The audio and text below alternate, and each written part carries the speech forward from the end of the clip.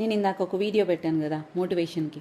41 days ఏం జరిగినా సరే ప్రాణాలు తీసుకునేంత సిచ్యువేషన్ ఉంది, నేను చచ్చిపోతాను అన్నట్టు 41 రోజులు ఆ సమస్య ఏదైనా 41 రోజులు టైం ఇవ్వండి.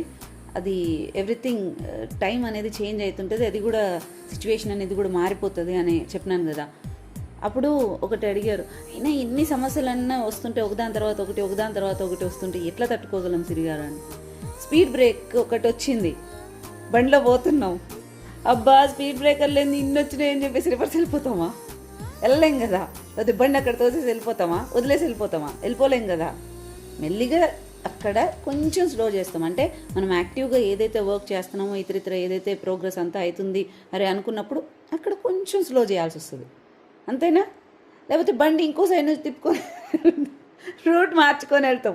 అంతేగాని అయ్యో స్పీడ్ బ్రేకర్ వచ్చేసిందే, అరే వరుసగా స్పీడ్ బ్రేకర్లే ఉన్నాయి, అది స్పీడ్ బ్రేకర్ మనల్ని స్లో చేస్తుంది అంతే.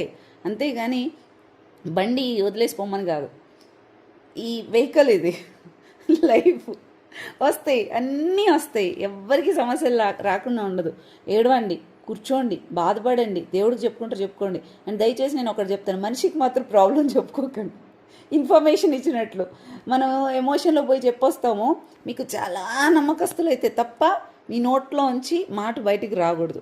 కూర్చోండి, దేవుడి ముందు కూర్చోండి, ఒక రాయి ముందు కూర్చోండి, లేకపోతే చిన్న పిల్లల ముందు కూర్చోండి, లేదంటే ఒక చెట్టు ముందు కూర్చోండి, దానికి చెప్పుకోండి. కావాలంటే బాధ, గోడకైనా కూడా చెప్పుకోండి బాధ, మనస్ఫూర్తిగా నమ్మి దానికే గోడకే చెప్పుకోండి బాధ.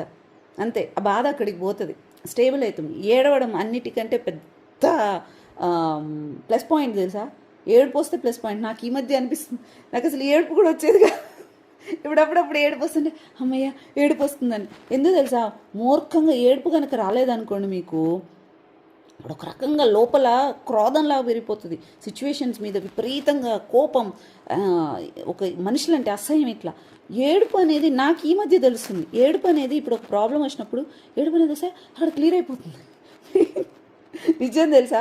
ఏడిస్తారంటే స్కిన్ బాగుంటుంది అంటే మీ స్కిన్ బాగుంది కాబట్టి మీరు ఏడుస్తారు అనకండి, నేను మామూలుగా చెప్తున్నా, అది ఒక థెరపీ అంట. సో ఏడవండి, పర్లేదు, కానీ అక్కడి నుంచి మెల్లగా బ్రేక్ తీసుకొని ఆ తర్వాత మళ్ళీ మీ పని మీకు కానివ్వండి. కానీ ఏదైనా తిరిగి తీసుకురావచ్చు, ఏదైనా ప్రాణం వెనక్కి తీసుకురాలేం. పరువు ఇదంతా అంటారా? ఎవడిక్కడ నీతిమంతులు, ఎవడు బొక్కలు వాళ్ళకు ఉన్నాయి, పక్కన వాళ్ళు ఎట్లా చూపిస్తుంటారు అంతే. వీళ్ళ గురించి మన ప్రాణాలు తీసుకోవడం, లేకుంటే తిరిగి వచ్చే వాటి గురించి ప్రాణమే పోగొట్టుకోవడం చాలా కష్టం. వద్దండి, అట్లాంటివి చేయకండి. అండ్ రెండోది, మనకు అవతల వాళ్ళకి ఏం లేదనే దానికంటే మనకి ఏం ఉందో అనే దాని మీద తృప్తి పడండి. శరీరం ఉంది, కోట్ల విలువైన ఆస్తి, చాలు.